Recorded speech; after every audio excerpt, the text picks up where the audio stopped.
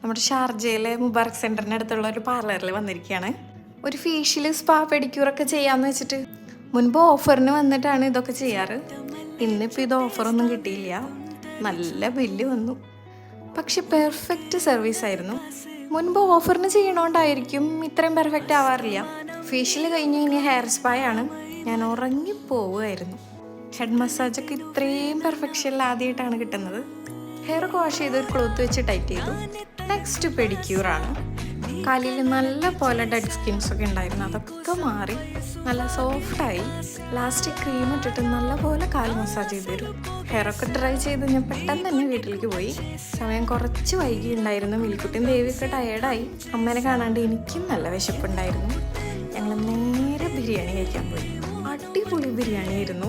നല്ല സോഫ്റ്റായിട്ട് വെന്ത ബീഫൊക്കെ ആയിട്ട്. അപ്പോൾ വീഡിയോ ഇഷ്ടമായി കഴിഞ്ഞാൽ ലൈക്ക് ചെയ്യണം കേട്ടോ.